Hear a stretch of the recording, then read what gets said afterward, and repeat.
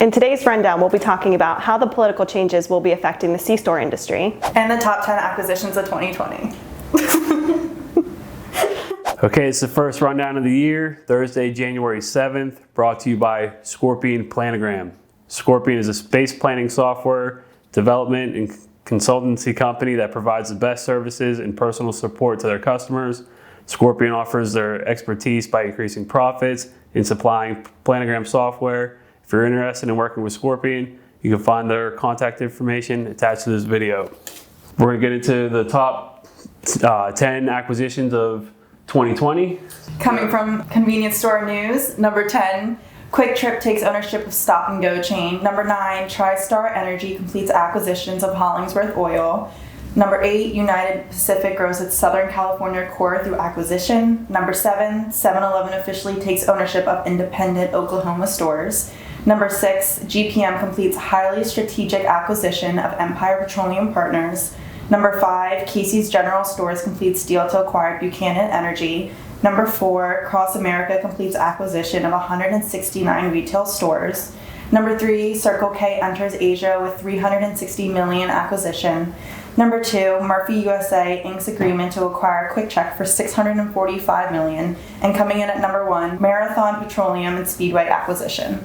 We talked about the Speedway acquisition before. This one with QuickCheck just happened. Murphy USA stole QuickCheck. They are, some of the highest volume stores on the East Coast. We used to sell them donuts. They were doing like 12 donuts a day in the morning, or 12 dozen donuts a day in the morning. Just a ridiculous number. They stole that for that price. But that's actually a huge win for Core-Mark, probably. Time will tell. I see the Core-Mark people excited about it. But, because Murphy's a big Core-Mark customer and QuickCheck's with McLean. But we'll see where that shakes out. Who knows what their contract is. And I haven't asked anybody about it. But we had an interview that we did with John Tates back in December. Various things came up. The holidays came up. So we pushed this into January. And so some of the things we went over with John were a bit time sensitive. So we're going to get to backfill that in now with what actually shook out. But for those who don't know, John is the Director of Government Relations at NACS. He represents NACS in front of Congress, in front of the administration, and he's always advocating for all of us behind the scenes on our industry's frontline issues. So first of all, I asked John about the stimulus package and what was being proposed that would be beneficial to our industry, and here's what John had to say. Obviously, there's been a lot of back and forth, really, for the last probably 6 months on what they may call a kind of phase 4 stimulus package, what it was called at one point. A number of months ago, the House Democrats passed a bill that was over $3 trillion in total spending. That spend amount was just kind of a non-starter for a lot of the Republicans in the Senate, including Senate Majority Leader Mitch McConnell. They pushed through legislation, or tried to push through. They never got a vote on it because of the Senate rules, but they presented legislation that was more in the range of $500 billion, much more scaled down, much more focused on the Paycheck Protection Program, some funding for hospitals and other local health programs, things like that, as opposed to the much larger package the Democrats had. Really, these things came to much of a standstill for most of the political season that we had running up to the elections, a little over a month ago. Once that's settled, that seems to have somewhat cracked the ice a little bit on getting something done, although I'm still not terribly confident it's going to get done. But some more kind of impetus for it was put in place last week when a group of bipartisan members of both the House and the Senate presented at least a framework for a new plan. So they got together and they put together a plan that comes in just south of $1 trillion. So more in line with what Senate Republicans are willing to do. House Democrats have said they're willing to come down. I'm not sure they want to come down this far, so we'll see where it goes. But that's kind of the basis for the current ongoing negotiations. Mm-hmm. They're putting out a new legislative draft later today at some point, which we'll know a little more about it. But this includes a new round for the Paycheck Protection Program for those small companies out there who need a little extra money. It would be would allow a second draw, or a first if you haven't done it yet, but a second for those who already have, as long as it's even smaller than originally, which was the original program was for 500 business with 500 employees. This takes down to 300 employees. and do a second draw on that money. An important aspect of it is it restores Congress's intent from the original CARES Act, which was that businesses could deduct the expenses they use this money for. That's something that's been out there. It's been a problem for a lot of companies. We're hearing a lot of is that the IRS came down and said if you got a PPP loan, use it on these expenses, you could not deduct those expenses for your taxes like you have it every other year. Right. So that's been a problem that hopefully will get resolved here soon. It's one of the few things I think there's a strong bipartisan agreement on, that Congress should fix that. And that is a piece of this new bipartisan proposal that we're hoping will come out. I'm going to say the big piece we're dealing with right now, we're trying to get done, is some kind of liability protection for businesses that have been open during this time. That's been a very hot bone of contention on Capitol Hill on whether or to what extent we should provide some liability protections. Right. The original versions of bipartisan language envisions some kind of liability protections in there, some very limited protections, which is really what we've been asking for, is a very limited protection against exposure claims that have happened during this time, because there have been either no guidance or conflicting guidance between local, state, and federal health organizations on what businesses should be doing. And for the most part, our industry has done a really good job of trying to protect their customers and their consumers. And they should not be subject to basically frivolous lawsuits that claim that someone, either an employee or a customer, got sick while they were at one of your stores. They're going to come in and sue you for it. We've been trying to get some protections in place for that. Again, the original bipartisan proposal had some protections in there, and now they've kind of bifurcated that plan. And they've taken the liability piece and a piece that would provide more funding for state and local governments, which is what the Democrats really want out of this, kind of cleave that off, possibly into its own bill, left the rest of it, which is PPP funding, which is some funding for hospitals, more funding to get the vaccine out there, things like that. And they are now proposing two separate bills. Right. We don't know what congressional leadership is going to do with that. I mean, this has been something that's been pretty contentious. Senator McConnell has for a long time said he needs liability protection. He's recently stepped back away from that and said, hey, why don't we just leave liability and state and local off to the side? A lot of Senate Democrats in particular have said, no, we can't leave state and local off to the side at all. That needs to be included. So there's a lot of back and forth machinations going on up on Capitol Hill between House Democrats, Treasury Department. Secretary Mnuchin has been kind of the lead for the administration on this, and then Senator McConnell. So there's a lot of moving parts out there right now. But hopefully we'll get something. Hopefully they'll be able to coalesce on something that'll provide some benefits to the businesses. Obviously, we know that this deal did indeed get done. John mentioned the PPP money and that the IRS, that their original claim that you could not deduct from your taxes, that was overturned and back to the original plan from the CARES Act that most of us were instructed on. So you will be able to indeed take those payroll those deductions against the expenses from the PPP money. I have not heard about any of the liability protection coming from the stimulus. I will say the convenience stores have done a really nice job in general about being compliant with the CDC recommendations and trying to enforce masks and enhance their sanitizer processes. Unfortunately, what would be nice is if OSHA would come out with some sort of guidelines, but they haven't, so there's no standard for us to really follow. But it would be nice if we could do that and actually have some guidelines for liability protection.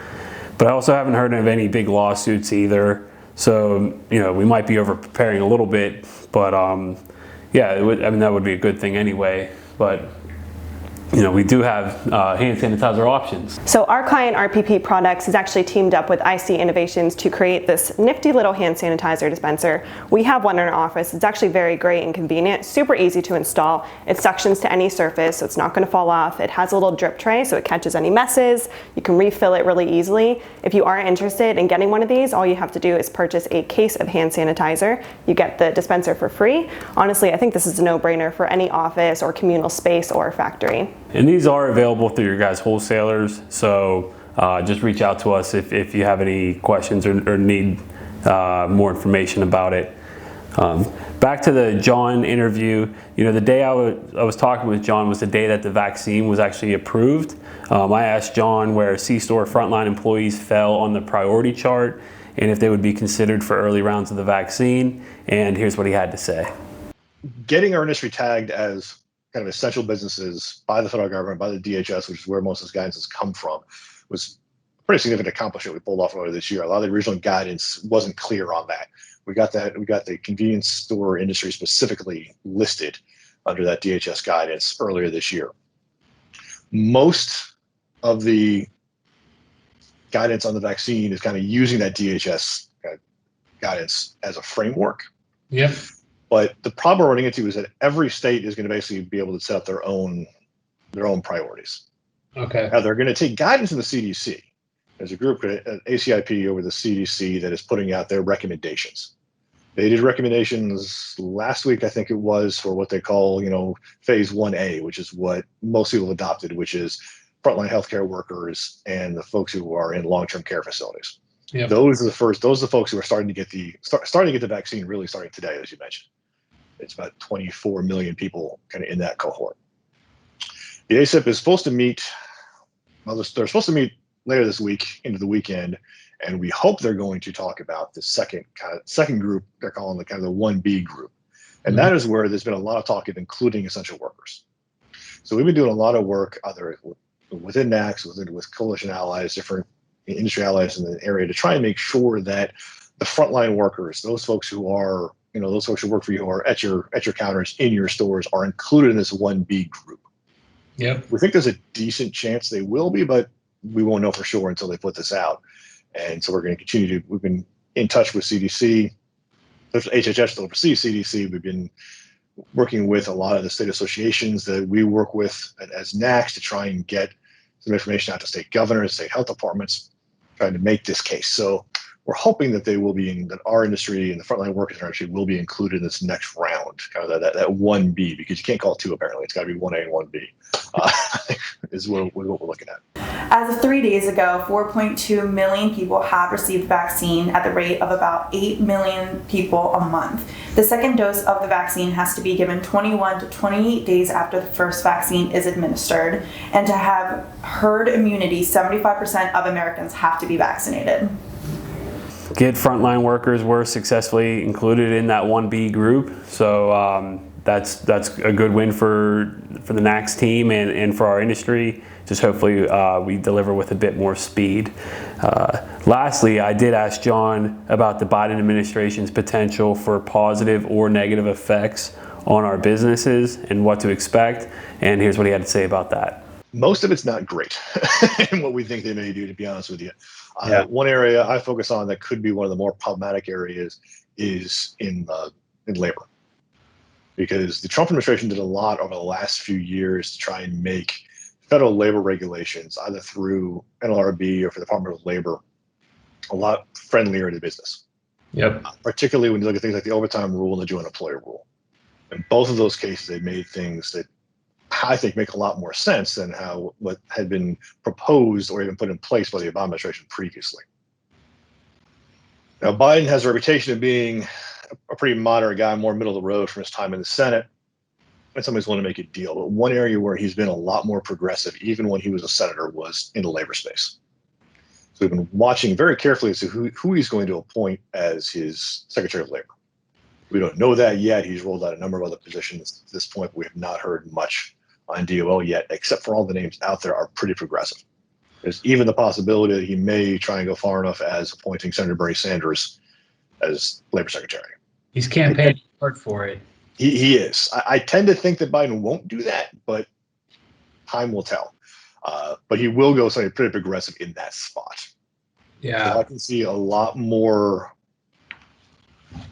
I can see them taking a shot at changing that overtime standard the DOL just changed back last year to more where the Obama administration had it, putting that white collar exemption well over $50,000, that ballpark number. The court struck that down, so they may find a different way to do it. It'll be interesting, but I'm sure they're going to try and make an effort at it. I really think they're going to go after joint employer trying to get that back to the standards that the Obama administration used, which made it a lot more vulnerable, even our industry, potentially with supply relationships between the retailers and suppliers, things like that. We'll have to see where that goes, but I can see a lot there, and especially for anyone who has kind of union membership within their company, I think you're going to see a lot more aggressiveness out of the NLRB on that front as well. Right. You know, there are you know, not to be entirely negative, but there are places where we may see some help. And one of our main issues we always talk about is in payment standards and how much we have to pay in swipe fees, things like that. Now, while there's no guarantee, we've been a little more. We found Democrat administrations, Democrat members, a little more amenable to working on finding ways to get more competition in that market. So we may, I have to stress may here, see a little more help out of, say, a Biden Department of Justice in looking at some of the kind of antitrust aspects that are out there in this space. Not to say they will, but we may get a little more help on that front. Somewhere that we're going to find a lot of challenges is Biden's already talked pretty significantly about how he wants to focus a lot on kind of climate change policies. Yeah. What's that means for an industry that sells a lot of, you know, petroleum products? We'll see. Yeah. If they're going to be looking to expand that, usually, you know, Democrat administration focusing on climate change is going to look at focus on things like the EPA, things like that is where they're going to do that. Biden's already talked about trying to find ways with the Department of Agriculture, Department of Transportation, different ways to pull this all in. And one thing we know he's already appointed John Kerry as his kind of climate czar to oversee all of this. That is a bit concerning if you know the former senator and Secretary of State's opinion on this stuff. So we'll see where they go with that. He does not need Senate confirmation, which is one way so he can go with whoever he wants in that spot, because it's not really a formal appointed spot. It's basically made it up and puts it in place. Right. So that'll be that's definitely one area we're going to have to be very focused and spending a lot of time trying to educate folks in that space on what they're trying to do really means for our industry. With uncertainty, you know, what we do know is that the convenience store has done an unbelievable job over the years of just adapting, right? So we're just all going to have to do what we have to do, as we always do. Some of the positive things that could come out, you know, CBD is a big topic, and the Democrats seem to be the ones helping us move that along. So that's always something. Marijuana, of course, follows suit with that, and other things. The antitrust stuff, as John mentioned, is potential positive. So there's a lot of good things to look forward to, hopefully, and we will just see where things go and adapt as necessary. And that's the rundown. My first one. All right. That's just my baby dog. That's just my baby dog. That's just my baby dog. That's just my You should get him running down the hallway. That's just my baby dog. That's just my baby dog. That's just my baby dog. That's just my baby dog. That's just my baby dog. That's just my baby dog. That's just my baby dog. That's just my baby dog. That's just my baby dog. That's just my baby dog. That's just my baby dog. In today's rundown, we'll be talking. Oh gosh, there's like three sentences. God, first time. It is. And then she's like, "Yeah, you're on the next one." And I was like, "Oh, really?" She's like, I'm glad you read it that way. Yeah, she scares the shit out of me. So. Back to you. I don't know, like. Don't even say back. Okay. Back to you. Okay. So speaking of, oh shoot, you segued for me. Yeah. So simple. Okay. So Wait, where should we be looking? Where do you look? I'm looking there. You look there? Where have you been looking? Down, around? All right. Have received the vaccine at the rate of about, rate of about. Okay, I'm done. How did you start that? All right, I'm done.